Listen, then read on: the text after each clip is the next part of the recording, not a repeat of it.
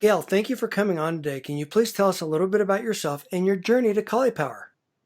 Oh my gosh, how long do you have? It's been a crazy 45 minutes, journey. you said. Yeah, my journey to cauliflower is probably one of the most unlikely. I was working in corporate America. I was very happy there. I had a great job with a lot of perks. But I was unfulfilled. And the longer I stayed, the more unfulfilled I became. So I was really sort of disenchanted with what I was finding in corporate America. Um, Along the same lines, I am the mom of two boys with celiac disease, and they were diagnosed at such a young age that there was no gluten-free food in the store. So what it did is it gave me a really good perch from which to watch the gluten-free industry evolve. And what I began to notice over the years was how much junk the industry was putting in gluten-free food, more fat, sugar, salt, and calories, and less nutrients. I sort of thought, like probably many people you have on your show, that surely someone will see this and someone will do something about it. But unfortunately, no one ever did. And so I think it's really fair to say that Cauliflower was born out of a frustration of waiting. I think the third and most, in many ways, the most important aspect to my jump, as it were, was the passing of my dad, who was an immigrant to this country, came here with nothing, less than nothing, and built a small business owned his own home in San Francisco, and really lived the American dream. And what ended up happening is that when he passed, something inside me changed pretty dramatically. I wanted to follow in his entrepreneurial footsteps. I wanted to honor him in some way. Although, to be perfectly honest with you, I didn't know which way that would be. And so, what I did is I sort of put all those three things in a blender. And what I came out with was, I know, I'm going to leave my job and start a company called Cauliflower. Perfectly logical. And that's what I did. Interesting. So, first of all, what did your dad do? What was his line of work? So my father, interestingly, he was in the salvage business. Oh, okay. So, how does that relate to what you do now? Salvaging plants, cauliflower? There is actually a strong relationship to what he did. So he was in the salvage business. He would sell products that were, maybe, let's say there's a warehouse and the warehouse caught on fire. Half the goods wouldn't be good anymore, but the other half could be still sold at a discount to like hotels and restaurants around San Francisco. And that's what he used to do. The interesting connection is most of that was food and like canned goods. And most of it, and I didn't realize it at the time, but I used to go on sales calls with my dad. I had no idea at the time. We would just go to restaurants, talk to people in the back room, try different products, and then we'd stay and have dinner wherever we were. And so that was such a strong memory for me. I had no idea that it would, set the stage for my entire life. In fact, the restaurant I remember going to most was an Italian pizzeria. And the product that he sold the most of was canned tomatoes. Interesting. Well, that's a great story. I love the fact that you learned how to be resourceful. I mean, and that's what every entrepreneur needs. So that's a great starting place. Great Exactly. story.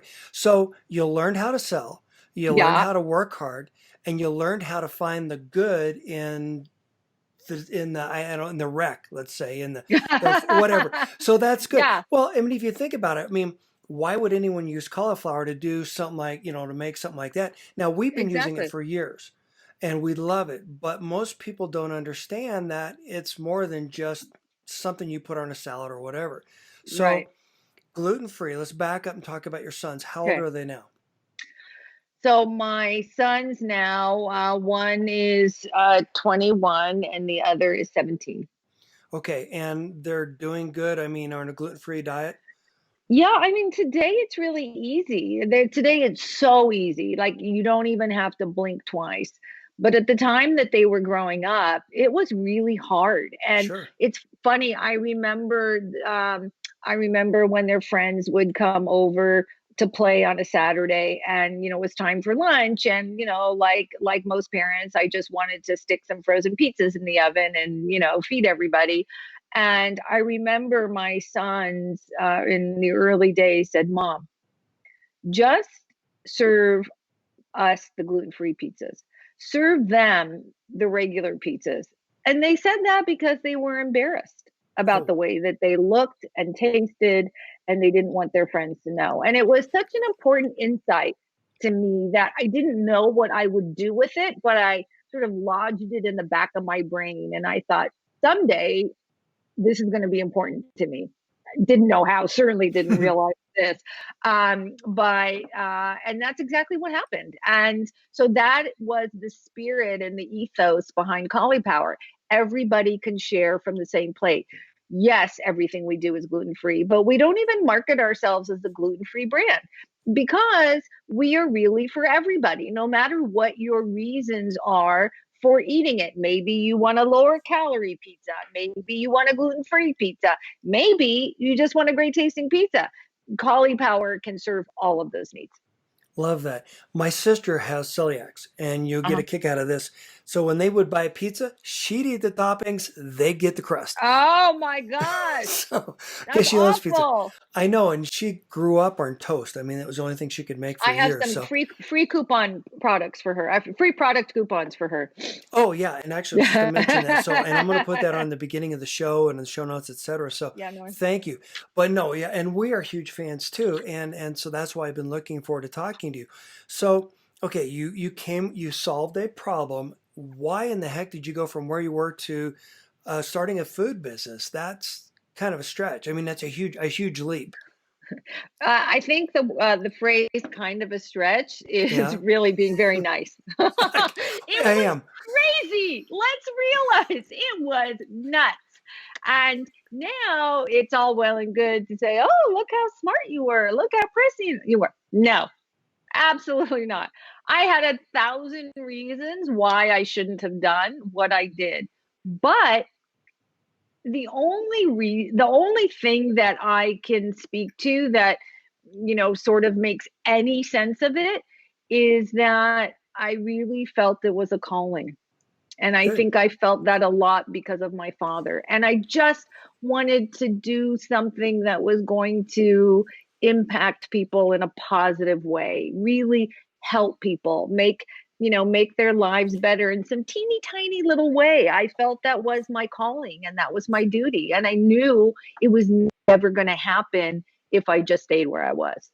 Which is exactly why I like natural. Love natural because it to me it's what makes natural natural. The fact Hmm. that here we are as a organization, as not an organization, but a group of people that are like-minded, looking to do more for the common good for other people. The fact Hmm. it's not about how do I compete against Wall Street or whatever against any of the other pizzas, but okay, Yeah. now how did you create the product?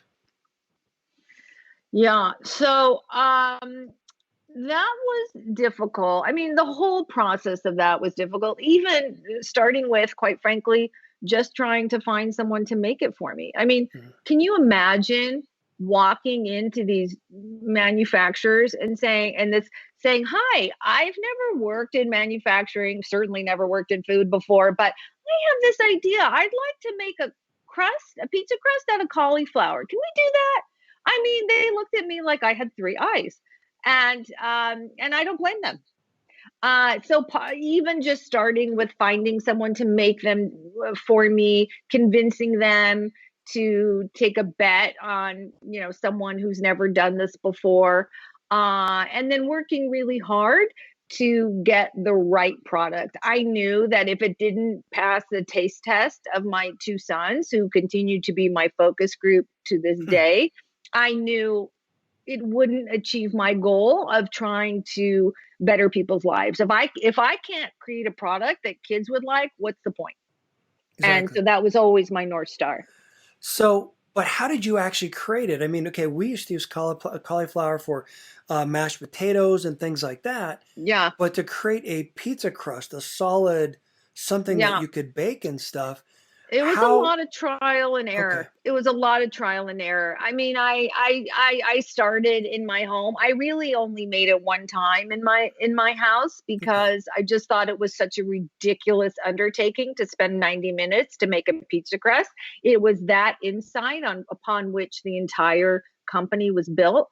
And then it was a lot of trial and error. You know, we had a lot of good product that that good tasting that was hard to make, or a lot of product that was easy to make but didn't taste well. I mean, lots and lots of iterations, which we tried every single night until we got it right. Great. So, but you did try it at home before you took it to someone, so you had a validation. You Yeah. had an Oh, okay. yeah. Well, Okay. not more than me, far more important than me having a validation. Let's be clear. I did not invent cauliflower crust pizza. The day that I made that one pizza, there Okay. were 569,000 recipes on the internet. I didn't Oh. invent it. Oh, Who okay. invented it? Your listeners invented it Yeah. because they created it because the industry wasn't giving them what they wanted. All I did was bring it to life. All I did was Oh. say, hey, it's kind of crazy that you all are making us go to this extreme to make a pizza crust. Why doesn't someone just do it and make it easier and save us all a lot of blood, sweat, and heartache? And so that's exactly what I did. But I didn't create it. I just helped bring the vision of everyone else to life. No, that's great. So, Main Street versus Wall Street. So, how did you find a way to actually produce it at the point where you could actually turn it into a business? Well, the great thing about this country, I always say, and maybe this is even particularly true now, is that you can hire people to help you with just about anything. Yeah. And so I hired experts to help me, experts in manufacturing, experts in sales, things that I didn't know. I think there's this sort of misperception that a lot of entrepreneurs have, that they think because it's their company and their vision that they have to have all the answers. And I think one of the advantages of being a slightly older entrepreneur is that I was really comfortable in saying I don't have all the answers. In fact, I'm so comfortable in saying I don't have all the answers, I know enough to hire people who do. And that's what I did. I didn't know anything about food. I didn't know anything about manufacturing. I did know a little something about marketing because I'd worked in it for many years. So I led with what I knew. And then I hired people around me to help fill in the gaps and to teach me. And, since the beginning of this business, I have learned something new every single day. And I still continue to learn new things every single day. And you know what? Anyone who is in a position in life, not just work, but in anything that we take on, who isn't learning and growing, it's time to leave. Love that attitude. This is exactly why I do what I do. Because trying to help other brands, first of all, inspire them, but give them the right tools, the right insights, who to go to. So, Right. how did you? This is one of the biggest questions I get. How did you differentiate the information that you're getting that was good from the information that was not good? Because a lot What of brands run into that. what a great question. Here's what I would say. I think when you're an entrepreneur starting a business, you have to do two things. One, you have to know how the industry works. You have to know which rules in the industry to follow. The conventional wisdom, the tried and true, the rules that are going to work and help you build your business. Full stop. But you also have to know which rules to break. And I think one of the reasons that CAULIPOWER is successful is because, quite frankly, we broke a lot of rules. Good for you. And you have to have enough confidence to do that. I really felt like, look, if this is going to work, I got to do it my way. I got to do what I think is right, and hopefully the universe will pay me back. And I think that's what happened. But we broke a lot of rules. And it's funny because we broke a lot of rules that now other people are following, and so I love that. That's a tremendous compliment. Well, and hats off to you. I mean, that's what I keep saying is, shouldn't your go-to-market strategy be every bit as creative and as disruptive as the ingredients in your packaging? And yet, so many brands follow the same cookie cutter, same old strategy, and it frustrates me to no end that there's so many people that have their hand out and look Yeah, at you as a brand as an ATM machine rather than yeah, trying to help you solve a problem that is best for you. I mean, for example, a broker that is focused on getting you distribution, but not focused on whether or not it makes sense for you to be in that store, that kind of thing. yeah, So, exactly, exactly. so can you go on about that? Can you share more about that? Yeah, I'll give you a couple of real life examples if you want. Sure. One just to go off of what you just said. You know, we were in Walmart nationally pretty early on in our Mhm. trajectory. I started the company in May of 2016. We launched the company in February of 2017, and we were in Walmart by October 2017. That's quick. That is quick and probably one of the quickest. But the thing is, Walmart took a chance on us, and I Mhm. took a chance on Walmart, and it's paid off very well for both of us. But I had a lot of people tell me too soon to go into Walmart. Don't do it this way. This is the trajectory. You start out small and natural, then you grow your footprint in national to go bigger, and then sometime down the line, you go into Walmart. Well, guess what?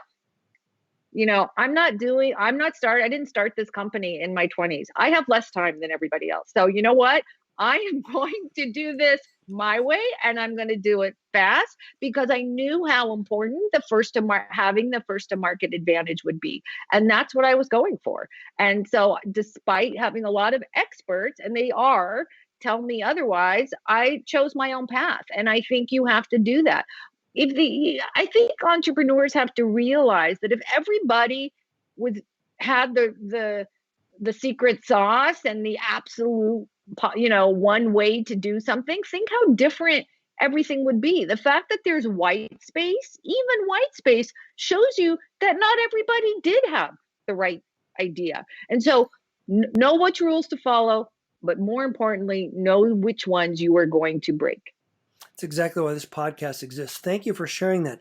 I love the fact that you share that because one of the challenges, one of the things that frustrates me, I mentor with brands from pre-revenue all the way up to multi-billion dollars. And it's always the same old cookie cutter. Here's what my grandfather did type strategy. And Yeah. that doesn't work today. And so, in the notion No. that you would go to launch in like a Whole Foods or a bunch of independents, which I am all for supporting, but the reality is, what it costs to support them, it costs so much more. And brands not even starting in their backyard. So I love the fact that you were able to do that. Now, more importantly, the fact that you had the wherewithal to understand whether or not you could handle the volume. That's the other big challenge I run into when I work with a brand. In other Yeah. words, they don't look at a Walmart thinking, well, okay, it's just a couple more pizzas a week, instead of understanding what their actual volume potential could be. And then they get in trouble, then they get kicked out of the store, and that's a whole Yeah. different conversation. Your thoughts? Yeah, it is a super true statement, and it is a delicate dance. So just to level set, we did launch Cauliflower in 30 Whole Food stores. That's Okay, where we launched. Today we're in 25,000 okay, stores. But we did launch in 30 Whole Food stores, and that was like a proof of concept, and that obviously worked really well. So yes, I did say yes to Walmart. I thought we could do it. We started off slow. You don't have to start off in 4,000 stores. We started off in 700, I think. good. So we started off slow, but which is not to say, the tough, I think one of the toughest things about being an entrepreneur, to your point, is knowing when to say no. And I did say no a lot of times. And that was excruciating because entrepreneurs, by their very nature, are designed to say, yes, yes, yes, we can do it, we can do it. And I remember very early on, I had to say no to Costco because, so many people had told me, don't disappoint Costco. If you're going to say you're going to have it there, you have got to have it there. And just to go back to the earlier part of our conversation, that's one rule that I listened to. I thought that makes perfect sense. I'm not going to ruin that relationship. I'm going to say no. And it was really, really hard. But I did. And as hard as it was, I stand by it was the right decision. I felt like I could do Walmart on a little hope and a prayer. And luckily I was right. Good for you. Well, and it does take a lot of courage to be able to say no. To your point, most Yeah. people don't do that. They shine, someone shines a Right. with that shiny object in front of them. Hey, we'd like to get you a distribution in a store Yeah. 3,000 miles away. Yeah. Yeah, not a good idea. So I'm Yeah. glad you're able to do that. So now the next big question, how did you get into the pizza category? Where did you start? Freezer space is very limited, highly competitive. Daniel, I am so glad we didn't meet prior to Cauliflower because I didn't know that at the time. Oh no, I I would have wish helped you with it. yeah, that's true. I had no idea that it was the toughest part of the grocery store. Not only that, but I also didn't know necessarily that it was filled with, multi-billion dollar vertically integrated companies. Super really didn't realize that. However, that ended up being somewhat of an advantage because it meant two things. One, it meant that the category and the freezer space was ripe for innovation. The pizza category had not been innovated in quite some time. I think last time was in the 1980s when, DiGiorno put cheese in the crust. Mhm. That was probably the last innovation.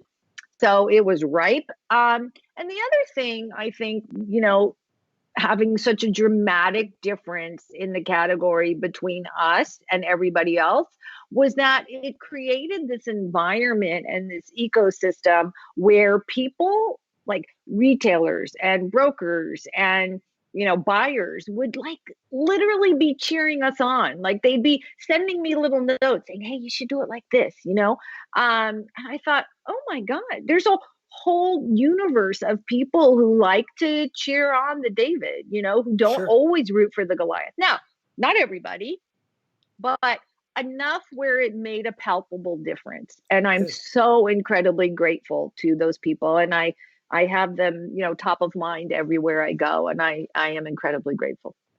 I'm glad you shared that because this is exactly where I wanted to have this conversation with you. A little brand that takes on the world, and just so that people understand, like you said, a lot of big money. Those brands, some of them pay a lot of money for that space. Yeah. It's their space. You do not touch it. Same as in the snack aisle, etc. Yeah. Extremely competitive. So the fact you're able Yeah. to break into that, that's great. So Yeah. what did you do? I mean, how did you tell your story? What was your, because obviously I assume you didn't have huge, big, deep pockets to buy this, buy yourself on the shelf.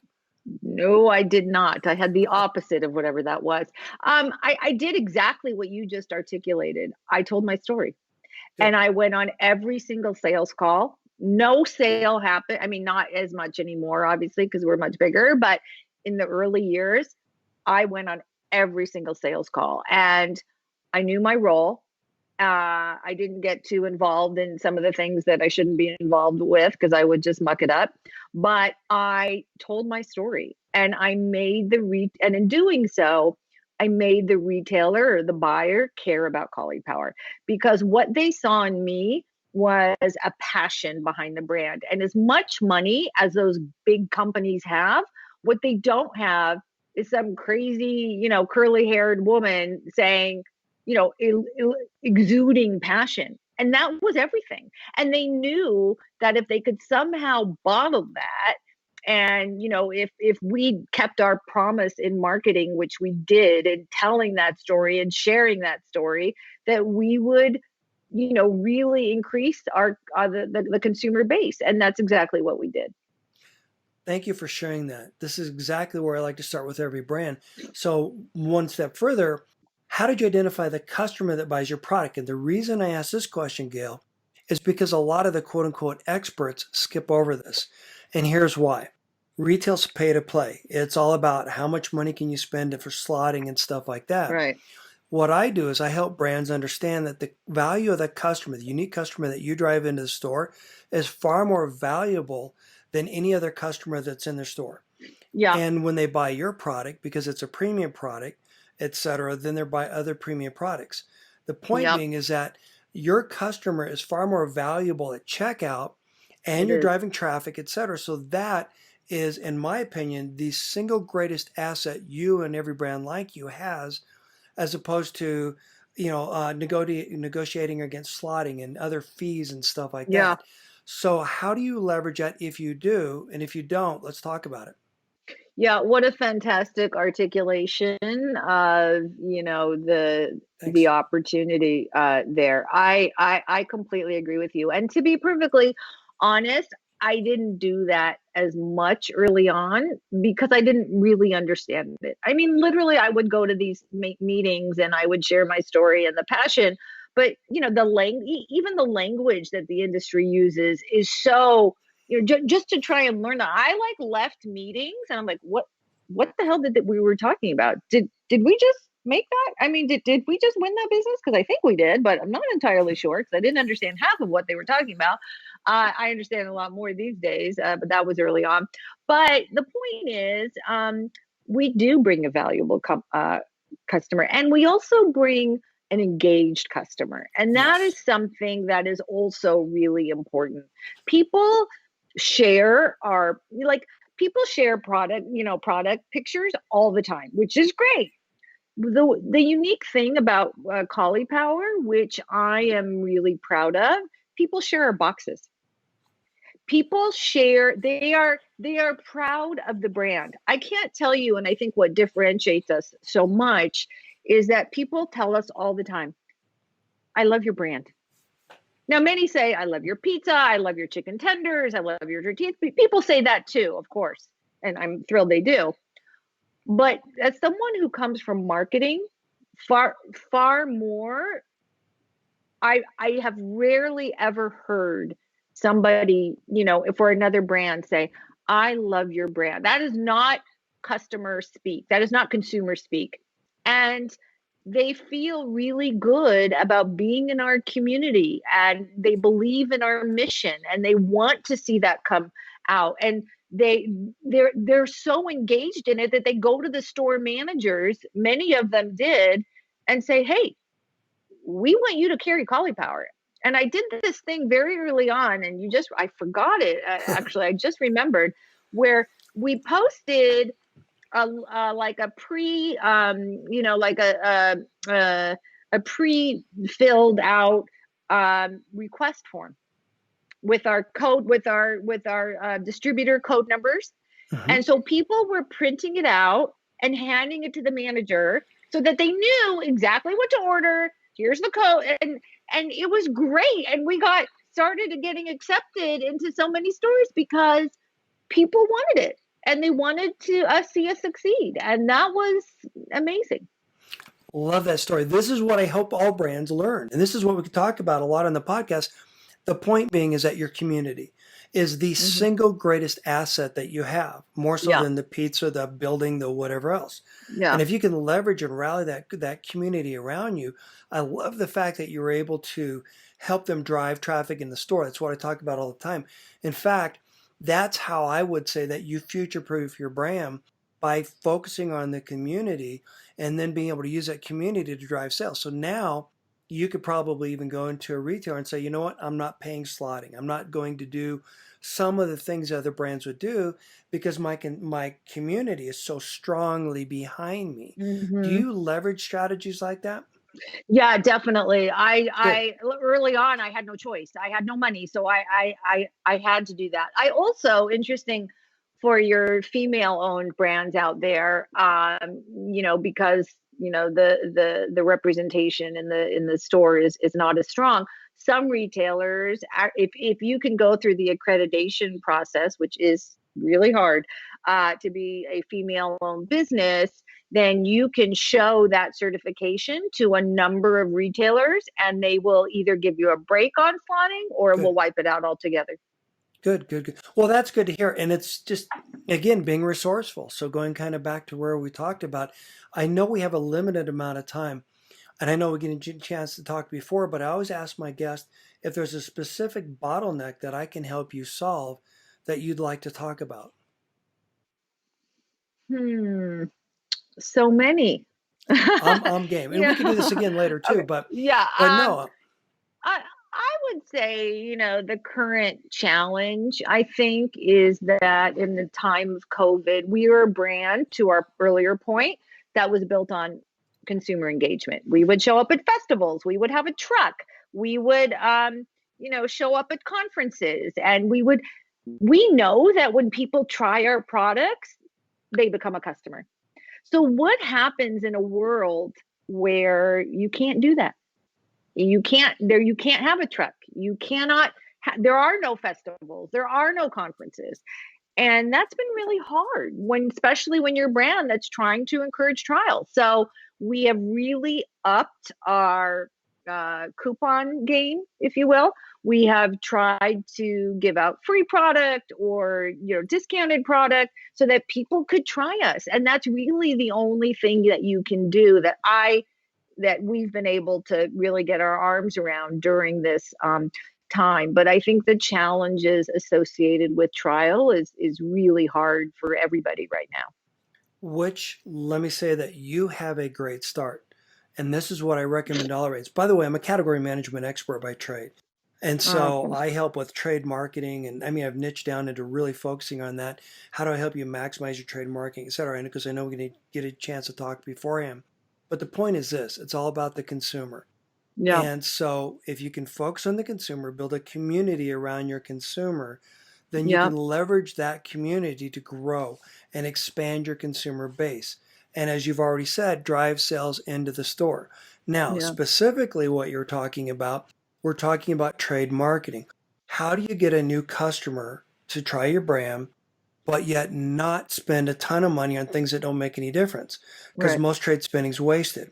Right. So, what I'd recommend is use this time that you have to really get to understand your core customer, your ideal customer, the Hmm. same way that you would a good friend, same way that you'd have a conversation with your kids. And Yeah. then leverage that, bake that into your selling story. So that when you're going to the retailer, not only, hey, I got a great product, I got cool hair, etc., but you also talk about how does a consumer shop your category. Plant-based is the most confusing. None of the databases, Gail, are designed around the way that your customer shops a store. And Yeah. that's my secret True. sauce. So helping you understand that, leveraging those insights, because I know for a fact that plant based is driving sustainable sales across every category, Yeah. while the mainstream brands, including the pizzas we talked about earlier, are flat or declining. And so you have a significant competitive advantage. So retailers want three things: more traffic in their store, a Yeah. reasonable profit in the category, and a competitive advantage. So, with that in the back of your mind, how can you use those insights that you get from your community Yeah. and leverage out at retail? One, and then two, when you're talking about trade spending, promotion, slotting, all that other stuff, if you can reward me as a customer outside of Yeah. traditional retail, then I will. I mean, let me put it this way. If I go into the store and I plan on buying CAULIPOWER when I got there, and you gave me a great coupon, well, I got a deal, and that's great for me, but it's not great for you because it it doesn't address the fundamental thing you're trying to do is getting new trials, new customers, right? Yeah. So if you can develop me as a customer online rather, Yeah. and Yeah. then have me share, if I share this with someone else, then you give me Yeah. something, Right. Right. but then also give me a reward for being part of this loyal community, this tribe, this Hmm. fan base that is Yeah. unique and different than you would give someone at the store. And then Interesting. because I'm going to spend so much time talking about how great you are and your brand is, other people are going to hear me and they're going to want to be a part of this group. And that's how you Yeah. expand your pond. And then when you take those stories in back to the retailer with everything else we've talked about, and you align that with how customers shop the category, what are the things they buy, now you've got a robust story that you can share with a retailer. And by the way, when you're talking about your products, what are the other products people buy when they buy your products? Why do they choose your brand over another brand? What does the market basket look like when they're ready to leave the store? Hmm. Hmm. So focus on market basket, community, and then build your community like that. Does it make sense? It makes perfect sense. And Daniel, I have to say, I've done a couple of podcasts during this uh, pandemic, and I don't think I've ever had anyone give me free advice, which is really nice. I'm so appreciative. Thank you. Oh, you're welcome. Yeah, no, listen to other episodes because I do stuff like this all the time. Yeah, It's actually become absolutely. one of the biggest, the most popular segments in the show.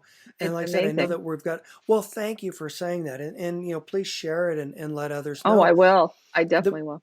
bottom line is, I want to help. My mission is to make our healthy way of life more accessible by helping you get your products on more store shelves and into the hands of more shoppers, including online. And the way I do that is by helping you thrive. And I think of you, Gail, as the tidal wave, excuse me, as the ripple in the pond, okay? Okay. And now you're kind of the larger tidal wave you might see at a Kroger, and you're getting closer to the Walmart. Actually, you're further along, I should say. But in terms of driving that trend, Yeah, yeah, and the challenge is, I've done some work with the Plant-Based Food Association, other plant-based brands, etc., is that retailers don't understand your consumer. They don't understand how your consumer shops.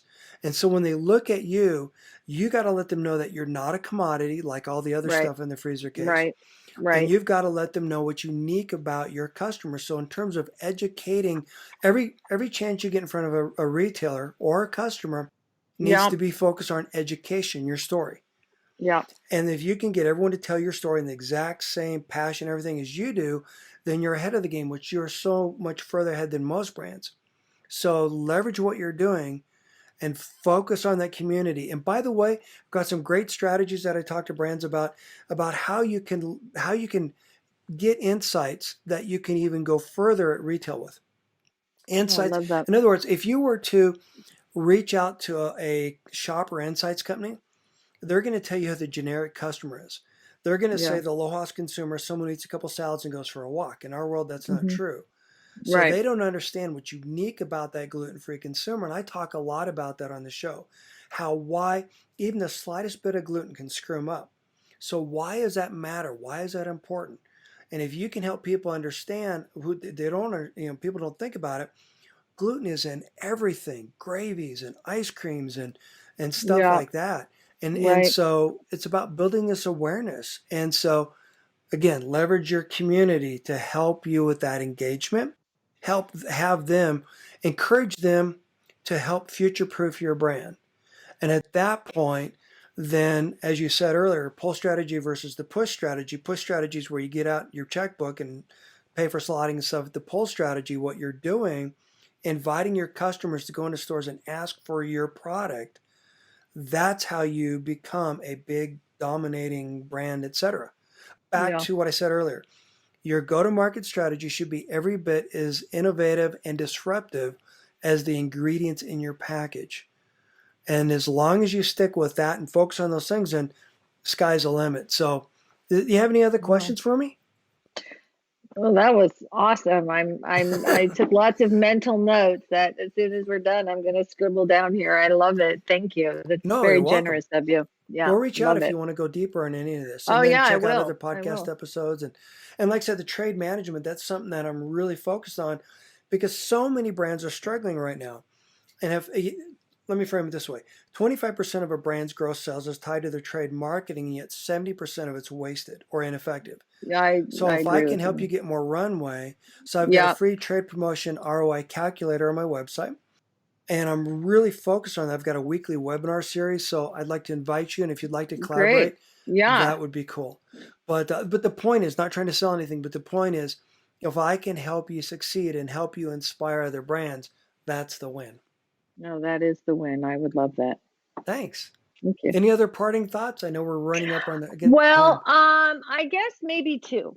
So Okay, one, in the spirit of what we were saying about encouraging trial, I do have a thank you. code for free product to your listeners, if that's okay.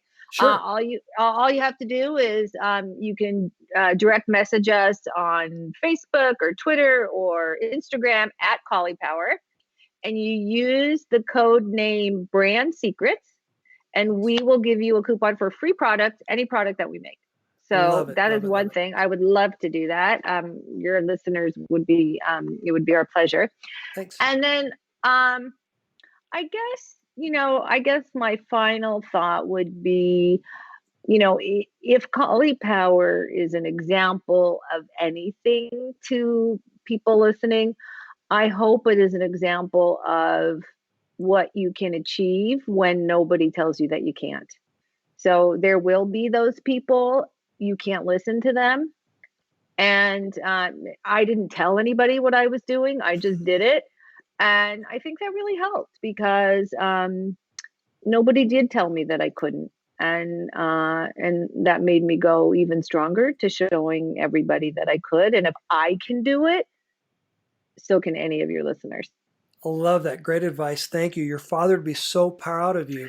I Back, hope so. well, he absolutely would be. The resourcefulness. Let's frame it that way. I mean, this is what brands need to know. They need, and the Yeah. fact that you know enough to know that you need help and which is the right kind of help and stuff. So Yeah. this has been a fantastic conversation. I'd love to continue it at another time if you ever like. You're always welcome to come on, but thank you so much for Thank you. making time for me today. I'm so appreciative. Thank you so much. What a pleasure. Thank you.